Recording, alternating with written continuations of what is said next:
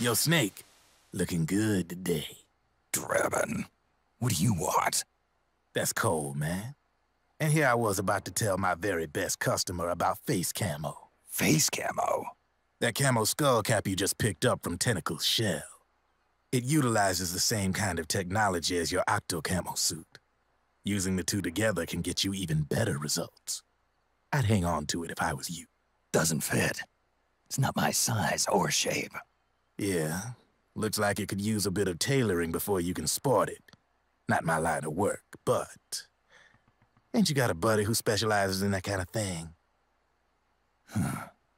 Somebody's done their homework. Hey, it's my job. Is that the real reason you injected me with those nanomachines? To spy on me? I prefer the term customer data management myself. Drebin. Relax. It's strictly confidential. I ain't gonna share it with anybody.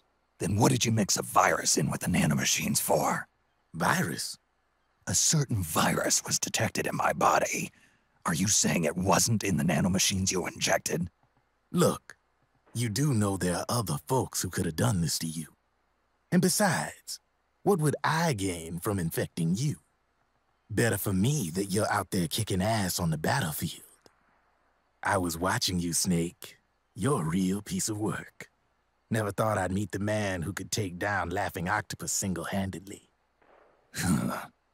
She just kept on laughing. Now why do you suppose that is? Something in her past. You got it. She's from a village in Scandinavia. Little seaside hamlet known to all the locals as the Devil's Village. Place wasn't known for devils, though. It was known for octopus. See, this was one of the few places in Europe where they ate octopus customarily. Anyway, there's this cult of crazies who for some reason hate the village with a passion. Then, when she was just a teenager, things get bad. These nutcases get their hands on some weapons and attack the village. Overnight, her sleepy little fishing town becomes a war zone. They round up all the villagers and execute them one by one. Except for that girl. They had something else planned for her. Something a whole lot worse than dying. Calling her the devil's child, they forced her to do the kind of thing you'd expect from one of Lucifer's own. After they made her torture her family and friends, they made her kill them. The whole time they were forcing her to laugh, howl like some sort of demon. Like she was enjoying it. What was she gonna do? Say no? They'd kill her too. So she let fear take control and did exactly as they told her. She butchered the bodies of the ones she loved and laughed while she did it. And as she bathed in their blood, it gradually turned from deep red to jet black. To her, it looked like the ink of an octopus. The experience scarred her deep. Ever since then, she hasn't stopped laughing. Only, that ain't really laughter. Why are you telling me this? You expect me to feel sorry for her? Nah. I know you got no room for that stuff in your world. And besides, this is war. Right? In a way, though, I guess it was the right thing to do. What was? Fighting you cleansed her mind. All right, enough chit-chat. There's other beasts out there in them woods. Watch your back.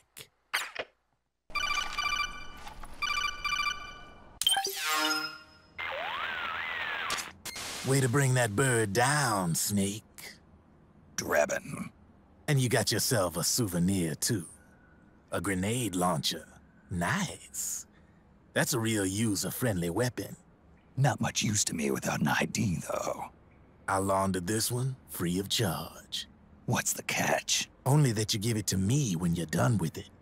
A weapon with that many decades of rage stored up inside it? Now that's a collector's item. How old was she? I'd say about 20. But she had years of soldiers' rage hidden away in that youthful body of hers. Soldiers? Yeah, the soldiers of Ake. A place that hasn't seen peace in a long, long time. She was captured by one side or another, and kept caged up like an animal, along with God knows how many other kids. Anonymous violence. Exactly.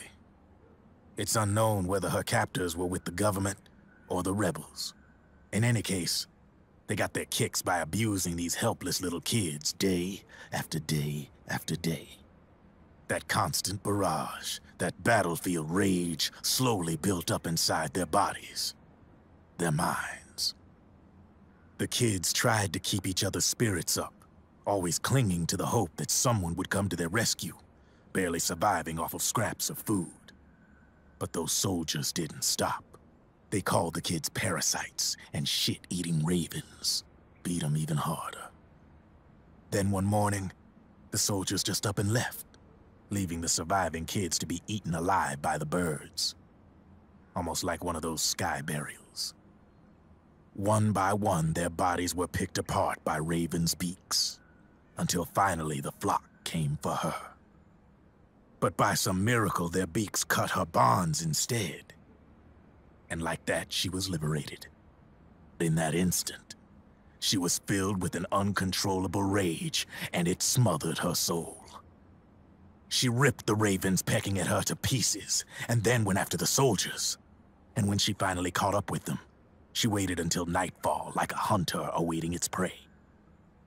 They say that when a raven cries, a man dies. And that's exactly what happened that night.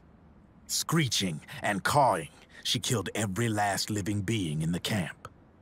Both the soldiers and the civilians they'd enslaved. In her eyes, there was no longer a difference.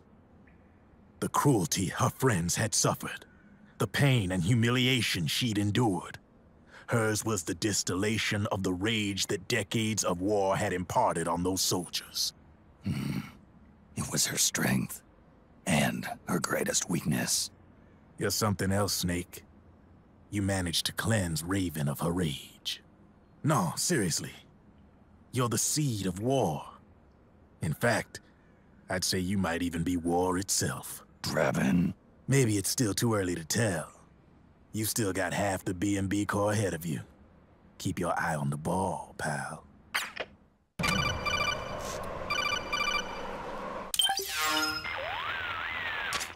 Yo, Snake. I finished laundering that railgun you picked up just now. Knock yourself out. It's on the house. Thanks. Time for another bedtime story, Snake. This one's about crying wolf. You don't need me to tell you there's whole nations in Africa tearing themselves apart in the name of ethnic cleansing. Well, she was born into that environment. When she was a little girl, her village was attacked by rival armed factions. Her parents and siblings were slaughtered, and she was left a refugee. She took her last surviving relative, her baby brother, and ran as far as she could away from the war zone.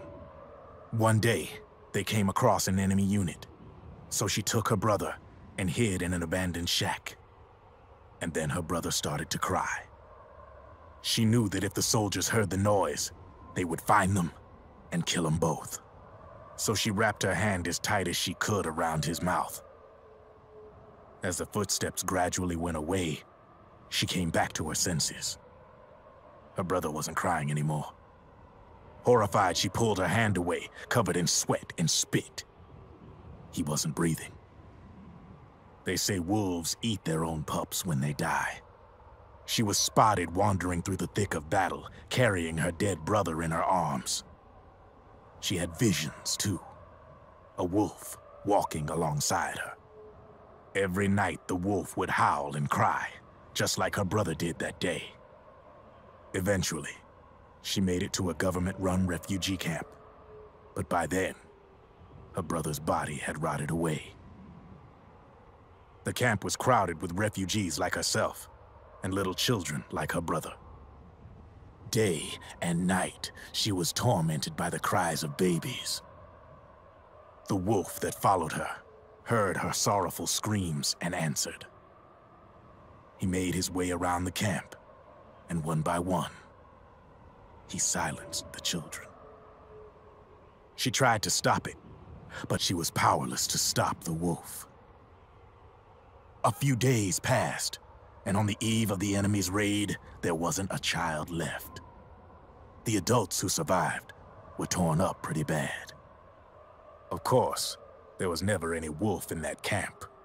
She was the one who killed those babies. But she couldn't bring herself to admit it. She couldn't bear the thought of herself going from one baby to the next, howling like a wolf, snuffing out their little lives. And she never did, even as crying wolf, a lonely beast forever stalking the battlefield. Snake, fighting with you made Wolf finally accept what she'd done. She was cleansed by you. If the cries she heard of children on the battlefield have been silenced, it's because of you. You ought to be proud. 3 down, 1 to go. All that's left is Mantis. But you should know, Snake, she's been controlling all the other beasts. She's the beast of beasts. Don't let her get her hooks in you. I won't. See you around, Snake.